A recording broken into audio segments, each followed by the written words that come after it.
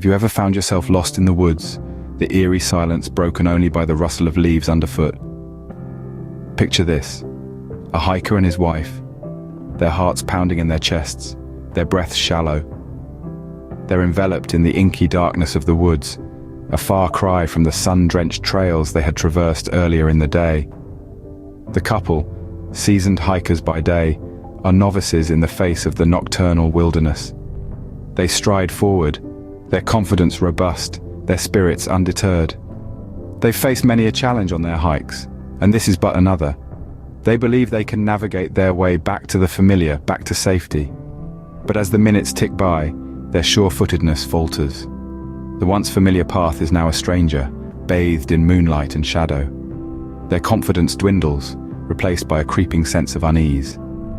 As the darkness deepens, the woods take on a more menacing persona, and the once familiar terrain seems like a labyrinth of shadows.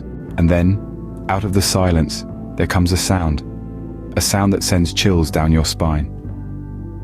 Imagine, if you will, the silence of the woods being shattered by a low, menacing grumble. It's a sound that seems to rise from the very earth itself, vibrating the ground beneath your feet, making the hairs on the back of your neck stand on end.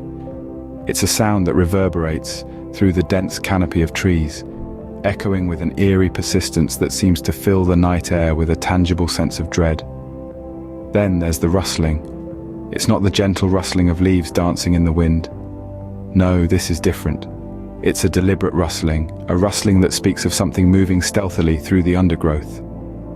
The snapping of twigs punctuates this rustling, each snap like a gunshot in the quiet of the woods, a clear signal that something or someone is out there. With each passing moment, the couple's heartbeats quicken, becoming the frantic rhythm of fear. Their breaths become shallow, stolen by the terror that grips them. Their minds race, conjuring images of what could be lurking in the shadows.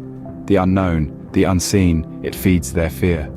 Every sound, every rustle, every snap, it tells them they are not alone. This sound, it's not just a sound, it's a symphony of terror, a cacophony of dread.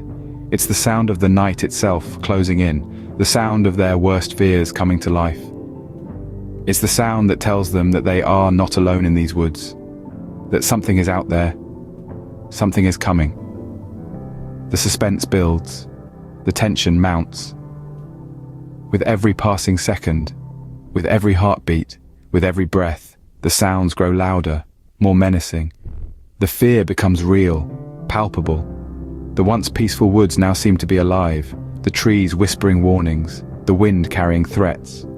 The once serene woods now echo with the sounds of a lurking beast. The sounds grow louder, closer. The once peaceful woods now seem to house a lurking beast. So what do you think? Is there a beast lurking in the woods, or is it all just a figment of their imagination? There's a palpable tension in the air as our couple, lost and alone, cling tightly to one another. Their eyes dart around the shadowy woods, every rustle, every snap of a twig magnified in the eerie silence. It's as if they're expecting a monstrous creature to leap out at any moment. But is there really a beast? Or is it the fear playing tricks on their minds? Their hearts pound in rhythm with the sounds of the forest, each thump echoing the ticking of a clock, counting down to an encounter with the unknown. The chilling whispers of the wind, the unsettling hoot of an owl, all fuel their imagination, transforming ordinary sounds into the roars of a beast.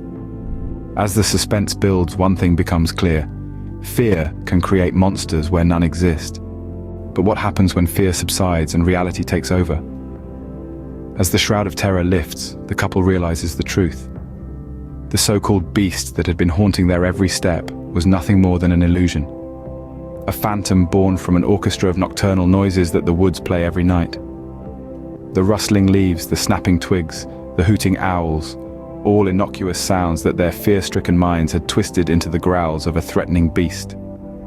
Suddenly, the woods didn't seem so menacing anymore. The couple finally relaxes, their laughter echoing through the trees as they shake off the remnants of their terror. The fear that had once consumed them now seemed absurd, almost laughable. In the end, they found out that the real beast was their fear, and as they walked out of the woods, they left their fear behind, replaced by a sense of relief and a story they would never forget.